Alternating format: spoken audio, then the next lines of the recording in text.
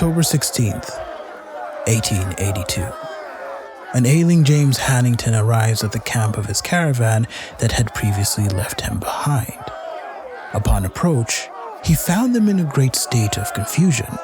50 porters had run away in terror, rendering the caravan unable to continue. Remember, each of these men had baggage they were carrying. More importantly, just who were they afraid of? Corpses. That was his name, Mirambo, leader of the Ruga. Remember them? The ones James Hannington was afraid of? The ones he was afraid were attacking his caravan, but it turned out to be the Wahumba? That's whose territory they were afraid of entering. Let me leave you to imagine why someone would choose to go by such a name. For the porters who deserted, Mirambo was a name that inspired fear. Despite the Europeans being dismissive of the dread they felt, for them, Mirambo was their direct enemy. Enemy, you might ask. You see, Mirambo had been embroiled in a war with the Arabs of the town of Unyanyembe since 1871.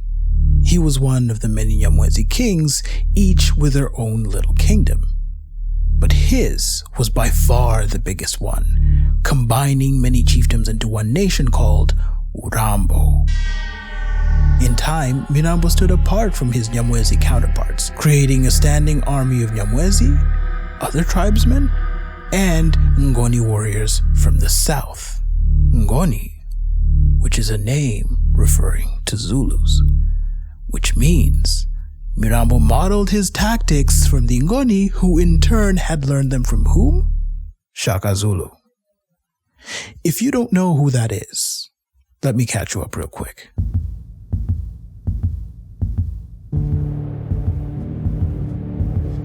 Shaka Zulu is the most famous king of the Zulus, known for his innovative war tactics, in particular, the cow horn.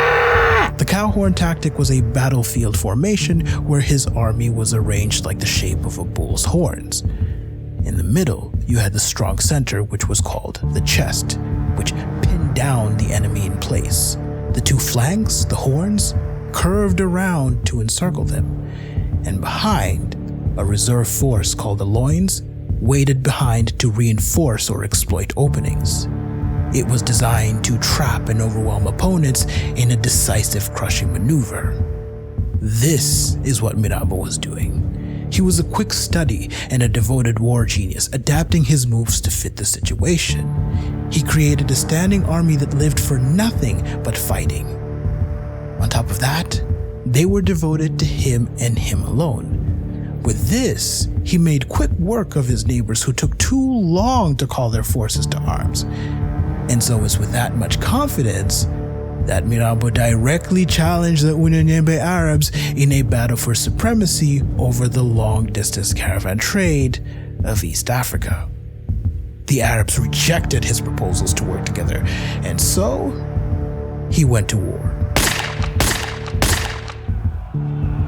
Suddenly, it became very difficult to get things to the coast, especially in the area below Lake Victoria, which meant caravans were blocked, or if you insisted on going forward, it was not without a fight. Kingdoms like Uganda could not get their goods delivered. And this was not good. Those who benefited from the trade with the Arabs, like Uganda, sided with them, and those who were attacked by Mirambo eventually fell under his purview. Also, this form of taking sides extended along religious lines.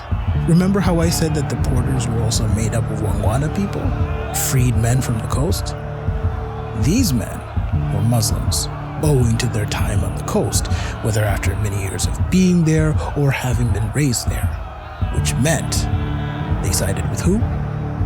The Arabs of Unyanyembe. So that's why they were terrified of going into his territory. But lucky for them, their caravan happened to be one of missionary importance. And Mirambo was in the business of being friendly with missionaries. According to Norman Bennett in his book Mirambo of Tanzania, he recognized that the missionaries valued safety above all, and so he gave it to them, on top of charging reasonable amounts of hongo, toll taxes, which he made sure to stress was different from the Arabs and those who sided with them. That not only had they failed to provide safety on caravan routes, that they were also charging absurd amounts of hongo. You should know that Mirambo was actually quite successful at this. There are reports that made it clear that Mirambo was a stabilizing force to a certain extent. For example, the missionary, Alexander Mackay, mentioned that one could travel from Uyui mission station at the edge of the Arab-controlled town of Unyanyembe to Msalala in the north without paying hongo because of fear of Mirambo. And to counter the Arabs, the French White Fathers missionary group famously used the name Mirambo to intimidate the Unyanyembe Arabs into lowering their price.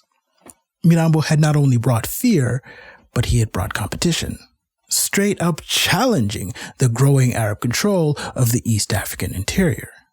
To the point that even the British consul in Zanzibar, John Kirk, contemplated backing Mirambo instead of the Unyanyembe Arabs. Such a move would not have been good for the British presence in Zanzibar. And the Unyanyembe Arabs found out about this. They complained to him, protesting that it would undermine their trade dealings, and also it would undermine their policy of pitting African chiefs against each other. It's a very interesting statement. You see, for them, more conflict between the Africans meant more war captives.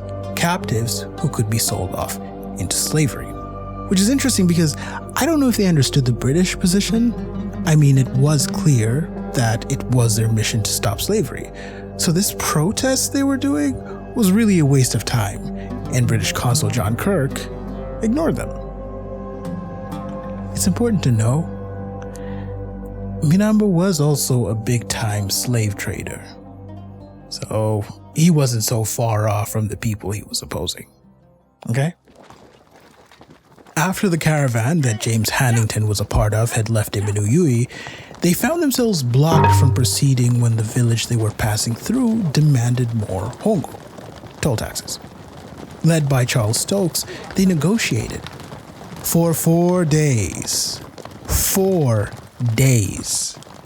They were stuck there in this village called Samwe, negotiating the price to proceed. And after they refused, the people of that village geared up their men and were ready to fight them. Oh, it was war. You think you're going to negotiate for 4 days, then just turn back without paying? What? The caravan immediately gave up the desired demands. But then out of pure disgust for the whole affair, Charles Stokes decided that they were all going to turn back and leave. That's when they went back to the Uyui mission station and went afterwards to see Mirambo. When they came back, James Hannington saw it as a sign that he must continue. And so, with the support of many in his caravan, he did. Upon speaking to Mirambo, the CMS missionaries were impressed and marked his territory, Urambo, as a prime location for a CMS missionary station. Hannington, too, was among those who were impressed by him. He wrote glowingly, saying, open quotes, "The well-known and mighty Mirambo is the emperor of the Wanyamwezi, having raised himself to that position by his personal bravery. I look back to my interview with him with the greatest of pleasure, and his answers to questions show an immense amount of intelligence." Close quotes. Hannington asks, open quotes, "Mirambo, you are a great warrior and have conquered in many battles. Tell me, which make the best soldiers, young men or fathers?" Mirambo answers, open quotes, "If I want to march rapidly, if I want to make sudden and desperate attacks, give me young men, quite young men. If they are more active, they are more daring. Now, if I want to defend villages and to stand sieges, give me fathers, They will fight for their wives and little ones and for their goods to the very last. Close quotes.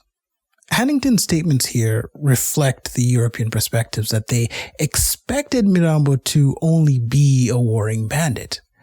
Much to their surprise, he turned out to be much more than that. And with his blessing, after a visit from Charles Stokes and Mr. Copplestone, the caravan could proceed. Leaving Pero, the village in Mirambo's territory, they made their way through his country up north to Lake Nyanza, known today as Lake Victoria. It was not an easy journey. Hannington was pushing himself beyond belief. To make the trip, he was carried in a hammock by initially 6 men, then 4. But as they went on, he kept being dropped by them.